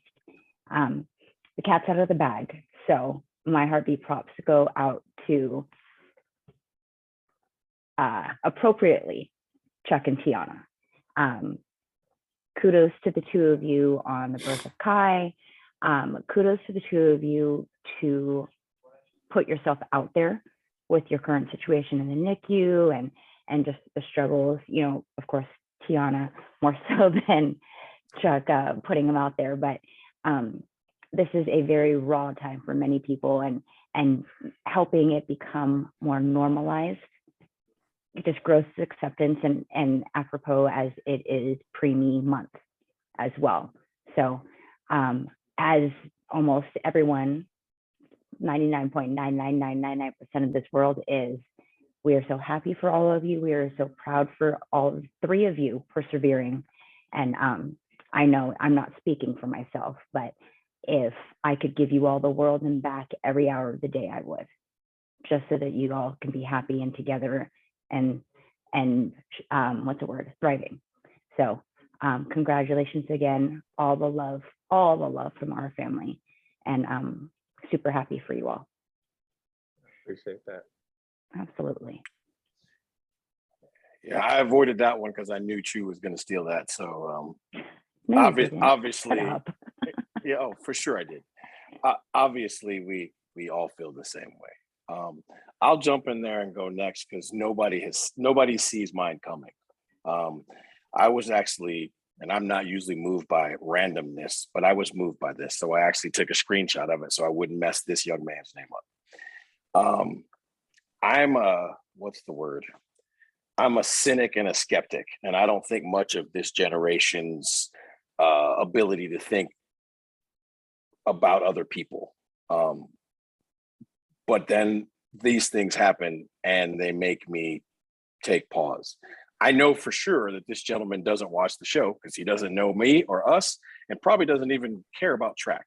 But Michigan running back Blake Corum used NIL money that he got for being a Michigan running back to purchase turkeys and then distributed them this past weekend in two different impoverished Ypsilanti communities in what he calls giving back to give thanks.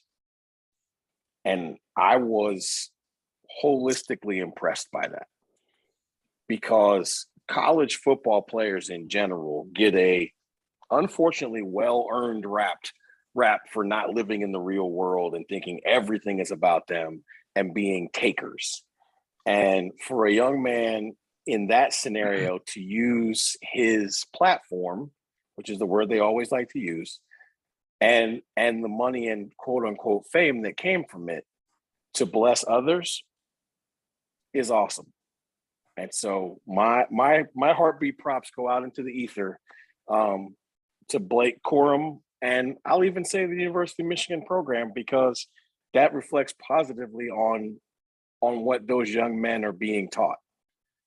So the Captain Khaki can't coach football, but he can create some quality young men. Wow, that was Oh my terrible. God. I'm gonna go next.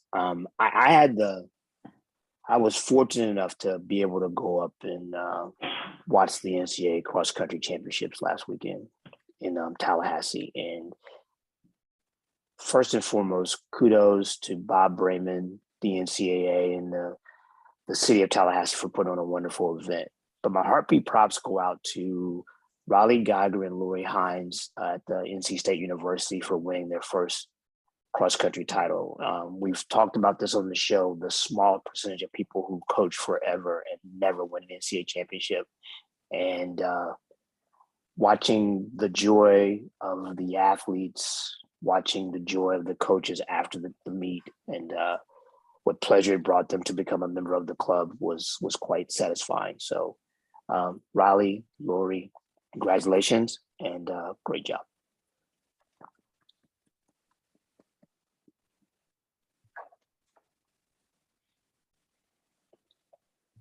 Go ahead, Governor.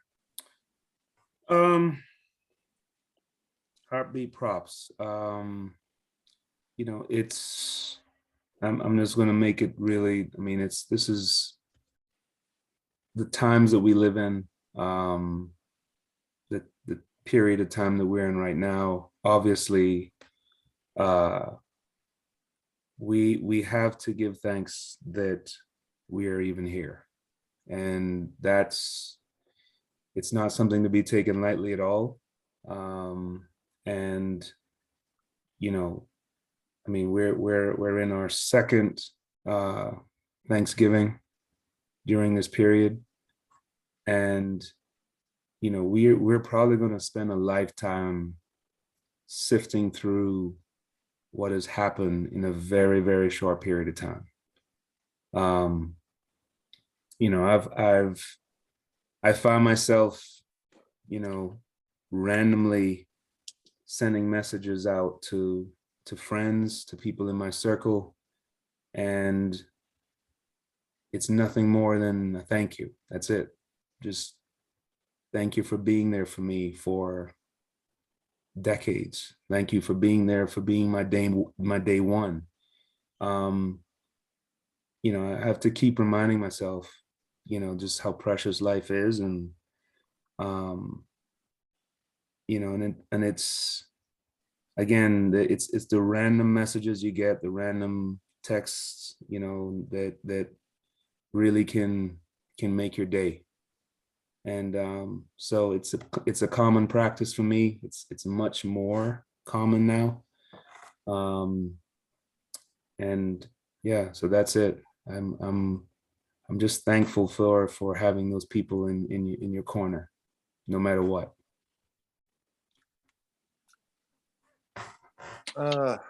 Well,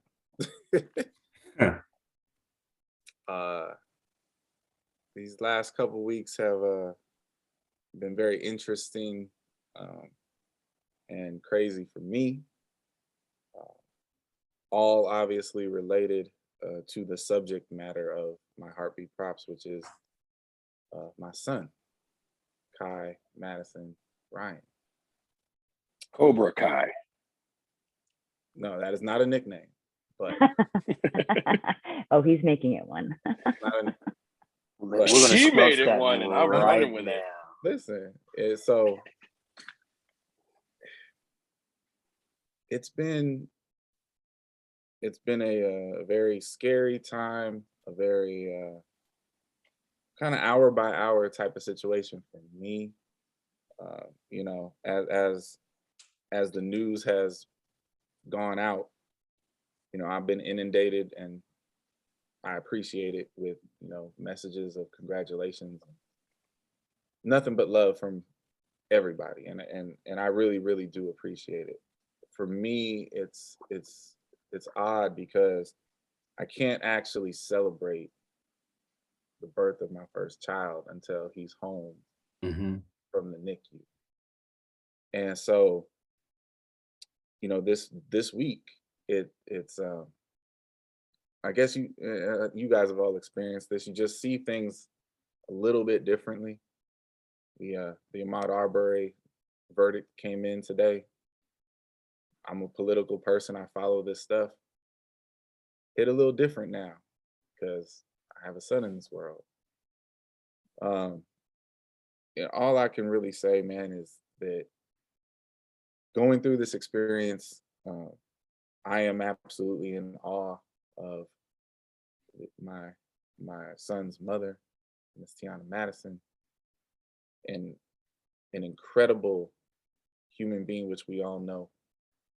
And if you are interested in the long version of the story, read the blog that she wrote entitled Cobra Kai, her official announcement of our son and the insane ordeal that she went through giving birth to him 4 months early. Scariest thing I've ever been through, but as far as I'm concerned, that woman is a superhero, and she gave birth to a superhero, and I'm just watching him fight through it every day.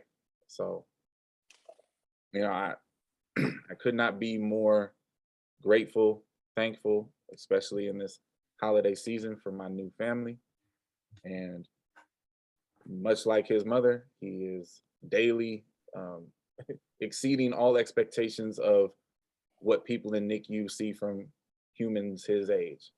And so every day that continues to exist is a better day and gets us closer to our goal. But yeah, that's what's been going on in my world. Governor, I appreciate you filling in for me in my absence. And to my LLC family, obviously you all knew this was going on for a lot longer than the rest of the world did. And I appreciate all the love and support from everybody. He's gonna make it. Mhm. As long as he's Absolutely, good. he's gonna No make doubt. it. We're taking No over the doubt. world, right? Yep. As long as Get he's ready, good, baby. she's good, I'm gonna be good. So, Amen. baby Kai, welcome, and we'll see you at home soon. And he's already got an agent and 3 NLIs. I got people trying to recruit him on Facebook already. I I'm not just sure how just legal click- that is, but I just clicked send. Okay, it's Right? already out. Exactly. I love it. Well, I can't think of a better way to wrap up our holiday episode, post-holiday episode of Athletics LLC. So hopefully we get you to laugh and enjoy this chaotic family table of Thanksgiving here, and maybe even share with a family member who may not understand everything that's said tonight, but they'll laugh in the chaos. So without further ado, enjoy the rest of your holiday weekend, enjoy the family. And other than that, you all travel safe if you're traveling, and if you're not traveling, enjoy yourselves. We'll see each other soon. Bye, everyone. Happy Thanksgiving. Happy Thanksgiving. Thanksgiving.